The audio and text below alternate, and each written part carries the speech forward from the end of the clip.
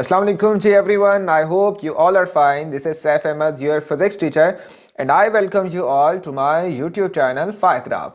So students, in our previous lectures, we have started the chapter Effect of Forces. We have discussed tension force, normal reaction force, balance force, and the unbalanced force. And now it's time to start our new article, that is Newton laws of motion. So we are going to start Newton first law of motion. So let's start from the definition. So an object stays at rest, okay, or continues to move. The two conditions, the first is stays at rest or continues to move in a straight line at a constant speed unless acted on by a resultant force. इसका मतलब क्या निकला students कि अगर एक object rest में है तो वो रेस्ट में ही रहेगा, और अगर एक ऑब्जेक्ट मूव कर रहा है इन स्टेट ऑफ मोशन में है तो वो मूव ही करता रहेगा. इनकी स्टेट्स चेंज नहीं होंगी. कब तक? जब तक इनके ऊपर कोई एक्सटर्नल फोर्स अप्लाई नहीं की जाती, तब तक ये ऑब्जेक्ट, हर ऑब्जेक्ट बेसिकली अपनी स्टेट को मेंटेन करेगा. तो स्टूडेंट्स, यहां से पता क्या चला, ये लाइन जो हमने पढ़ी, ये लास्ट लाइन बहुत ज़्यादा इंपॉर्टेंट थी. इसका मतलब है कि अगर ऑब्जेक्ट्स को रोकने वाली कोई फोर्सेस ना हो तो ऑब्जेक्ट अपनी उस स्टेट को, चाहे वो रेस्ट में है चाहे वो मूव कर रहा है, उसी को हमेशा के लिए कंटिन्यू करेगा. इसका मतलब है कि अगर ये ऑब्जेक्ट जो कि क्या कर रहा है, स्लाइड कर रहा है बैकवर्ड, इसके ऊपर लगने वाली कौन सी फोर्स है? एयर रेजिस्टेंस है, जो कि क्या कर रही है, इसको रुकने पे मजबूर कर रही है. इजी. और अगर ये ऑब्जेक्ट रेस्ट पे है तो रेस्ट पे ही हमेशा रहेगा. कब तक? जब तक इसके ऊपर कोई एक्सटर्नल फोर्स अप्लाई न की जाए जो कि इसको रीइंफोर्स करे. क्या करने के लिए? मूवमेंट करने के लिए. या अगर ये मूव कर रहा है तो इस पे एक्सटर्नल फोर्स अप्लाई की जाए जो कि इसको क्या कर दे, इसको इन स्टेट ऑफ रेस्ट पे ले है. सो स्टूडेंट्स, हम स्टार्ट करते हैं. In the absence of friction and air resistance, body will continue to move with uniform velocity. तो इसका मतलब है कि uniform velocity basically object attain कर सकते हैं और वो लगातार उसी ऑब्जेक्ट, वो जो ऑब्जेक्ट है वो उसी यूनिफॉर्म वेलोसिटी से मूव करेगा. कब तक? जब तक इसके ऊपर कोई एक्सटर्नल फोर्स अप्लाई ना की जाए. तो स्टूडेंट्स, यहां से हम बातों को शॉर्ट करते हैं कि अगर हमारे पास रिजल्टेंट फोर्स की वैल्यू 0 है, इजी, तो ऑब्जेक्ट अपनी जो स्टेट है उसको मेंटेन करेगा. Resultant force 0. If resultant force 0, तो ये जो कंडीशन है, ये जो डेफिनेशन है, ये कंप्लीटली फाइन है, कंप्लीटली फुलफिल होगी. कब तक? जब तक इसके ऊपर कोई रिजल्टेंट फोर्स अप्लाई ना होना शुरू हो जाए. ओके. सो दो कंडीशन है. रिजल्टेंट फोर्स 0, ऑब्जेक्ट मूव कर रहा है तो मूव करता रहेगा, रुका हुआ है तो रुका रहेगा. रिजल्टेंट फोर्स 0 नहीं है तो इसका मतलब है कि जो ऑब्जेक्ट रेस्ट में है वो मूव करना शुरू कर देगा जब उसके ऊपर कोई एक्सटर्नल फोर्स अप्लाई करोगे. और अगर एक ऑब्जेक्ट मूव कर रहा है और उसके ऊपर आपने कोई एक्सटर्नल फोर्स अप्लाई की जिसकी वजह से रिजल्टेंट फोर्स 0 नहीं हुई, तो उसकी वजह से जो ऑब्जेक्ट है वो क्या करेगा स्टूडेंट्स? मूव कर रहा है तो वो अपनी स्पीड को इंक्रीज कर सकता है और अपनी स्पीड को डिक्रीज कर लेगा. Clear? So a resultant force may change the velocity of an object by changing its direction of motion और स्पीड. क्लियर? ओके जी. न्यूटन फर्स्ट लॉ को स्टूडेंट्स हम कहते हैं लॉ ऑफ इनर्शिया भी कहते हैं. इजी. अगर हम एक ऑब्जेक्ट को उसका एनालिसिस करें तो हम देखते हैं स्टूडेंट्स कि जो ऑब्जेक्ट है वो अपनी शेप को मेंटेन रखने की कोशिश करता है. क्या मतलब निकला? मतलब ये निकला कि कभी आपने बस में सफ़र किया हो या इवन गाड़ियों में भी, बाइक में भी अगर आपने सफ़र किया हो, तो जैसे ही आप अचानक रेस देते हैं तो आपकी जो बॉडी है वो बैक साइड थोड़ी सी टिल्ट होती है. आपको ऐसा लगता है जैसे आप पीछे गिरने लगे हैं. सेम ऐसे ही कर लें, जैसे अगर आप चला रहे हो और आप अचानक से बाइक का जो पहला गियर है वो लगाएं और व्हीलिंग करने की कोशिश करें, तो जो पीछे वाला इंसान बेचारा बैठा है उसको क्या फील होगा? वो अचानक बैक साइड जाएगा. क्यों? क्योंकि उसका जो बॉडी है, उसकी बॉडी की जो कंडीशन थी वो रेस्ट में थी. आपने अचानक से बाइक को क्या किया, चलाने की कोशिश की, तो वो जो बॉडी है वो अपनी प्रीवियस कंडीशन या स्टेट को मेंटेन करने की कोशिश करेगी. क्लियर? इसी तरह अगर आप किसी भी ड्राइव कर रहे हैं और अचानक आप स्पीड में टर्न ले लेते हैं तो आपकी बॉडी किस तरह आ जाएगी, आपको ऐसा लगेगा जैसे आपकी बॉडी राइट साइड में मतलब विंडो की तरफ बाहर जाने की कोशिश कर रही है। ऐसा है कि नहीं है? तो ये सारी की सारी लॉ ऑफ इनर्शिया की कंडीशन के ऊपर बेस कर रही हैं, जिसमें हम डिफाइन करते हैं इनर्शिया को कि inertia is basically the tendency of an object to remain in its state of rest और motion unless a force is acted upon an object. Clear? Definition again देख लें, inertia the mass of an object resist, क्या करेगा? Resist करेगा किस चीज को? Change from its state of rest and motion. इसका मतलब है ये वही नहीं केस हो गया कि अगर एक बच्चा, फॉर एग्जाम्पल अगर आपका छोटा एक भाई बहन है तो आप उसको रात को कहते हो कि सुबह स्कूल जाना है तो भाई सो जाओ सो जाओ सो जाओ ताकि तुम जल्दी उठ सको, तो क्या वो सोता है? नहीं, वो नहीं सोता, वो जिद करेगा। क्लियर? और अगर वो सो गया और आपने उसको सुबह के लिए उठाया कि चलो भाई स्कूल जाना है, देर हो रही है, तो क्या वो उठेगा? नहीं उठेगा। इसका मतलब है कि बहुत सी ऑब्जेक्ट में ऐसी प्रॉपर्टी होती है कि वो जिस स्टेट में है वो उसी स्टेट में रहना पसंद करते हैं, और जैसे ही आप उस स्टेट को डिस्टर्ब करते हो या उनको उस स्टेट को चेंज करने की कोशिश करते हो, वो हमेशा एक्सटर्नल जो इन्फ्लुएंस है उसको अपोज करते हैं। इजी? यहां देखिएगा स्टूडेंट्स, ये आपके पास एक ग्लास है, ओके सॉरी बीकर है, और इसके ऊपर आपने एक कॉइन रखे हुए, और इस कॉइन के साथ आपने क्या किया है, एक पेपर इसके ऊपर अटैच, पेपर के ऊपर कुछ कॉइन्स रख लिए।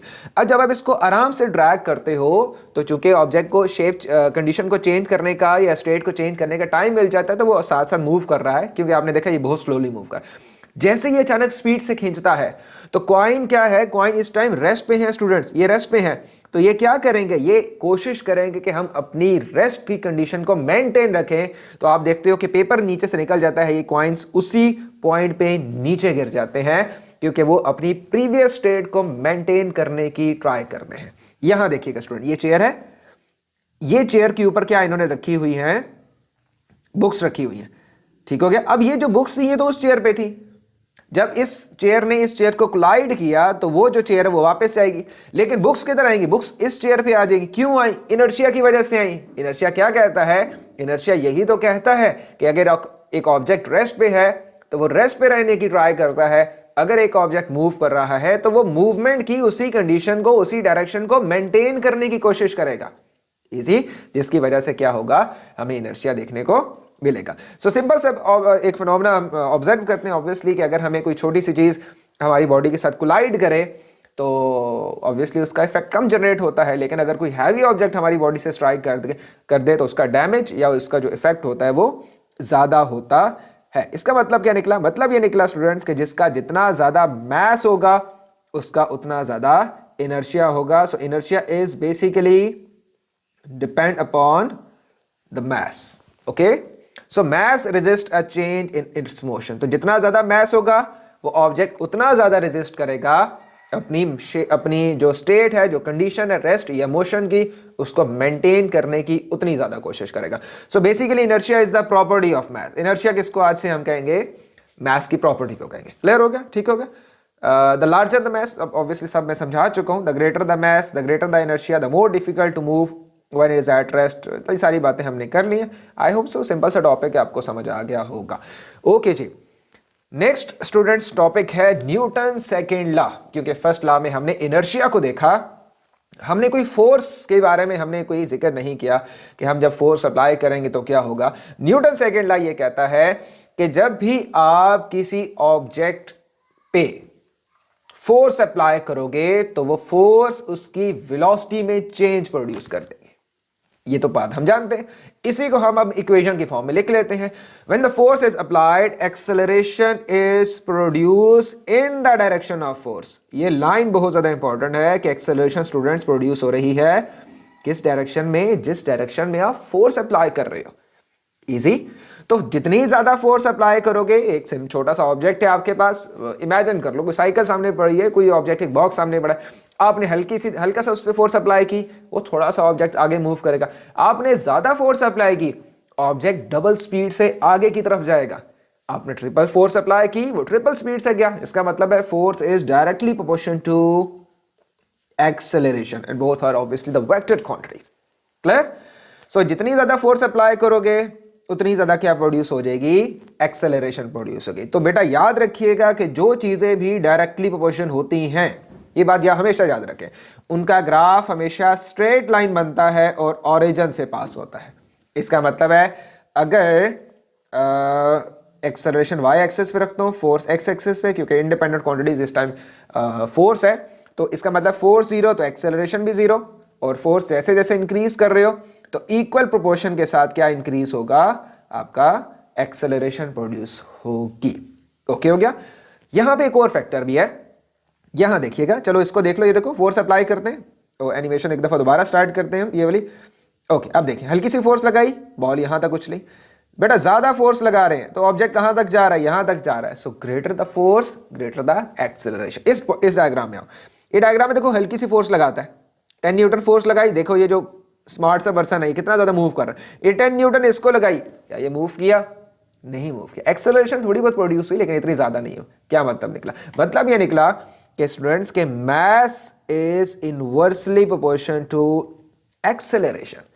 इसका मतलब है जिस ऑब्जेक्ट का मास ज्यादा उसमें एक्सेलरेशन कम प्रोड्यूस होगी, और जिसका मास जितना कम उसमें एक्सेलरेशन उतनी ज्यादा। सो हमें यहां से दो फैक्टर पता चल रहे हैं, एक फैक्टर स्टूडेंट्स पता चल रहा है m is inversely proportion to acceleration, और एक पता चल रहा है force is directly proportion to acceleration. Okay, अब बेटा आप कहोगे कि सर अगर तो जो दो फैक्टर्स डायरेक्टली प्रोपोर्शन है उनका तो ग्राफ स्ट्रेट लाइन बनता है, तो जो इनवर्सली प्रोपोर्शन होते हैं उनका ग्राफ कैसे बनता है, तो स्टूडेंट्स याद रखिएगा हमेशा कि उनका ग्राफ ऐसे बनता है, स्लोप की फॉर्म में बनता है, डिक्रीजिंग स्लोप बनता है। ठीक हो गया, ये ड्रॉ कर लें अभी, नहीं तो नेक्स्ट स्लाइड में ये डाटा मौजूद है। ओके, सो बेटा अभी तक आपके पास दो इन्फॉर्मेशन आपको मिली, एक इन्फॉर्मेशन क्या थी, एक इन्फॉर्मेशन थी कि force is directly proportion to acceleration, और दूसरी इंफॉर्मेशन मिली कि m इज या acceleration is inversely proportion to what, mass. Okay, इन दोनों अगर रिलेशन को कंबाइन करें तो कंबाइन करके क्या हमें ये फॉर्म नहीं मिल जाएगी, हमें सॉरी एक्सेलरेशन की वैल्यू है ना। ओके, या ये देख लें, ये देख लें, acceleration is directly proportion to और acceleration is directly proportion f हो गया। ठीक है, तो अगर चूंकि हमारे पास दो चीजें डायरेक्टली प्रोपोर्शन है, इसको यहां लिख लें, कुछ बच्चे ये ना हो कंफ्यूज ना हो जाए। ओके, सो अब चूंकि हमारे पास एक्सेलरेशन का दो डाटा है, तो क्या हम इसको ऐसे नहीं लिख सकते कि acceleration directly proportion to force and acceleration is inversely proportion to m, और जब प्रोपोर्शनैलिटी साइन हटाते हैं और कांस्टेंट आता है तो हमारे पास इक्वेशन बन जाएगी f इज इक्वल टू के एम में, जबकि इस इक्वेशन के लिए हमें k की वैल्यू हमेशा क्या रखनी है, 1 रखनी है। तो ये हमारे पास जो इक्वेशन है ये क्या आ जाएगी, ये फुलफिल हो जाएगी, ये बैलेंस हो जाएगी, easy. So where k is the constant of proportionality, और k की वैल्यू को स्टूडेंट्स हमने 1 ले लिया, हमारे पास न्यूटन सेकेंड लॉ का फार्मूला आ गया है f is equal to m a, ये चीज आ गई। पर याद रखिएगा स्टूडेंट्स, की पॉइंट दे रहा हूं, बहुत बेटा ध्यान से सुनना है, ये जो f है ये अप्लाइड फोर्स नहीं है। क्या नहीं है, ये अप्लाइड फोर्स नहीं है, क्रॉस डाल लें इसके ऊपर बड़ा सा, ये f जो है ये बेटा है कौन सी फोर्स है स्टूडेंट्स, रिजल्टेंट फोर्स है। और रिजल्टेंट फोर्स कैसे फाइंड आउट करते हैं, resultant force students find out करते हैं forward force minus backward force से फाइंड आउट करते हैं, तो आपके पास क्या आ जाता है, रिजल्टेंट फोर्स आता है। इसका मतलब है अगर मैं रिजल्टेंट फोर्स की जगह कुछ इस तरह लिख दूं, m a is equal to forward force minus backward force, तो ये बात गलत नहीं होगी कि हमने इस इक्वेशन से क्या क्या फाइंड आउट कर सकते हैं, रिजल्टेंट फोर्स फाइंड आउट करेंगे, लेकिन कैसे, forward force minus backward force करके। हम अप्लाइड फोर्स को कंसीडर नहीं करेंगे इस f के लिए। बच्चे बहुत से मिस्टेक कर जाते हैं, तो आई होप सो कि आपने नोट डाउन कर लिया होगा। बस इस स्लाइड को पढ़ लीजिएगा, इसमें इतना कुछ खास सीखने वाला है नहीं, बस वो रिजल्टेंट फोर्स का यूनिट बता रहा है। अब मैंने आपको बताया था स्लाइड के स्टार्ट में, इस लेक्चर नंबर 1 में, कि फोर्स का यूनिट हम डिस्कस करेंगे, तो अब हम फोर्स का यूनिट डिस्कस करें। तो फोर्स का यूनिट क्या है बेटा, F is equal to Newton है। ओके, चूंकि न्यूटन ऑब्वियसली साइंटिस्ट था तो उसने अपने नाम पे यूनिट रख दिया। और F 1 न्यूटन कब होगा, जब आप 1 न्यूटन फोर्स अप्लाई करोगे किसके ऊपर, एक 1 kg ऑब्जेक्ट के ऊपर, और एक्सेलरेशन कितनी प्रोड्यूस होगी, 1 मीटर पर सेकेंड स्क्वायर। तो इस केस में जो फोर्स अप्लाई होगी वो स्टूडेंट्स कितनी होगी, 1 न्यूटन अप्लाई होगी। ठीक हो गया। ओके जी, रिजल्ट्स क्या निकले, न्यूटन सेकेंड लॉ से रिजल्ट्स क्या निकलते हैं। चूंकि ये रिजल्टेंट फोर्स है न्यूटन सेकेंड लॉ, लिहाजा हम इसको कहेंगे कि when the force acting on the body do not balance there is a net resultant force. तो अगर रिजल्टेंट फोर्स जीरो नहीं है तो फोर्सेस क्या है, अनबैलेंस है। तो फिर बॉडी अपनी शेप को बॉडी जो है अपनी कंडीशन को बेटा चेंज करेगी। अगर वो वेलोसिटी 5 मीटर पर सेकेंड की वेलोसिटी से जा रहा है और रिजल्टेंट फोर्स जीरो नहीं है और फॉरवर्ड फोर्स ज़्यादा है तो बॉडी एक्सेलरेट करेगी। अगर एक ऑब्जेक्ट 5 मीटर पर सेकेंड की वेलोसिटी से जा रहा है और उसके ऊपर बैकवर्ड फोर्स ज़्यादा है, दैट्स मीन एयर रेजिस्टेंस ज़्यादा है। जैसे क्या करो, एक बॉल को ऐसे ज़मीन पे आप आगे की तरफ फेंक दो तो वो क्या होगा, बॉल थोड़ी देर बाद रुक जाएगी। क्यों रुकी? क्योंकि बैकवर्ड फोर्स ज़्यादा है। उसकी वजह से क्या होगा, उसकी वजह से ये होगा कि आपका जो ऑब्जेक्ट है उसकी वेलोसिटी डिक्रीज होगी और उसके एक्सेलरेशन को हम डीसेलरेशन कहेंगे। इजी। सो हमेशा फोर्स और एक्सेलरेशन ऑब्वियसली किस डायरेक्शन में होती है, सेम डायरेक्शन में होती है। तो जो रिजल्टेंट फोर्स की डायरेक्शन चाहे वो बैकवर्ड होगी चाहे वो फॉरवर्ड होगी, वही किसकी डायरेक्शन स्टूडेंट्स, वही एक्सेलरेशन की डायरेक्शन होगी। क्लियर हो गया? तो ये जो रिजल्टेंट फोर्स है आर एफ हमेशा इसको R F is equal to M A लिखिएगा, ठीक है। R F is equal to M A, इसको रिजल्टेंट फोर्स भी कह सकते हैं, अनबैलेंस फोर्सेस भी कह सकते हैं, total force, net force, sum of forces भी इसको हम कह सकते हैं। ओके हो गया? सो बेटा अगर फोर्स मैं यहाँ रखूँ, ये फोर्स एफ और एक्सेलरेशन का ग्राफ है, तो जो चीज़ें डायरेक्टली प्रोपोर्शन होती हैं, जो चीज़ें डायरेक्टली प्रोपोर्शन होती हैं इनका जो ग्राफ है हमेशा स्ट्रेट लाइन बनता है और ओरिजिन से पास होता है। इजी। ओके। और जो चीज़ें इनवर्सली प्रोपोर्शन होती हैं, acceleration is inversely proportion to mass, उनका ग्राफ हमेशा कैसे बनता है, decreasing slope, negative decreasing slope बनेगा। ओके हो गया? ये कौन सा ग्राफ है, ये नेगेटिव स्लोप है, नेगेटिव, पहले नीचे जा रहा है तो नेगेटिव स्लोप हो गई, ठीक है। नेगेटिव, चूंकि ये डिक्रीजिंग है तो नेगेटिव डिक्रीजिंग स्लोप। इजी, इसको नोट डाउन कर ले और फिर इसमें हम डिटेल में इंशाल्लाह वर्कशीट्स में स्टडी कर लेंगे। क्लियर हो गया? ओके। सो लास्ट स्लाइड है स्टूडेंट्स इसकी, न्यूटन सेकंड लॉ की वर्क एग्जांपल्स हैं। इस पे आपने यही वाला फार्मूला लगाना है, resultant force is equal to M A. तो ये आपने ज़रा एक दफ़ा खुद कर लें। मैं अब सिंपल सी चीज़ें हैं, रिजल्टेंट फोर्स की वैल्यू आपको निकालनी होगी, मास की वैल्यू गिवन होगी, आपने एक्सेलरेशन निकाल देनी है। और बेटा याद रखिएगा जब मैं इसकी वर्कशीट करवाऊँगा तो इसकी वर्कशीट में हम कुछ केसेस पढ़ेंगे जो कि आपके लिए न्यू होंगे, क्योंकि मैंने कुछ आई थिंक सो 2021-22 में एक क्वेश्चन आया हुआ है जो बेसिकली ए लेवल टाइप का क्वेश्चन है। वो ऐसे कॉन्सेप्ट आपके ए लेवल में अप्लाई किए जाते हैं, लेकिन आई में आया हुआ है P42 में, तो वो मैं उसका कॉन्सेप्ट आपको समझा दूंगा, डिलीवर कर दूंगा, तो वो काइंडली ज़रूर समझिएगा। Newton second law, balance and balance forces, that's mean ये जो फार्मूला है ना, ये इसको मैं वहाँ पे अप्लाई करूँगा, लेकिन आपने देखना है कि मैं कैसे अप्लाई करूँगा, ठीक है। ये वाला forward force minus backward force, ये फार्मूला हम वहाँ पे अप्लाई करेंगे वर्कशीट में इंशाल्लाह। P4 की वर्कशीट होगी न्यूटन सेकंड लॉ, या वैसे एक वीडियो बना दूंगा तो उसमें आपने ये फार्मूला ज़रा अंडरस्टैंड कर लेना कि हमने किस तरह से अप्लाई करना है, और बिलफर्ज अगर वो नेक्स्ट टाइम ऐसा ही क्वेश्चन आ जाए तो उसको हमने किस तरह से डील करना है, तो ये आपने ध्यान से और बहुत ही फोकस करके समझना है जब भी मैं क्वेश्चन करवाऊंगा। सो नेक्स्ट वीडियो में हम स्टार्ट करते हैं न्यूटन थर्ड लॉ। तो अभी तक इजाज़त दीजिए। ओके बेटा, टेक केयर, अल्लाह हाफिज़। ये देख लीजिएगा, ओके किस तरफ हो जाऊँ, ओके ठीक है जी, अल्लाह हाफिज़।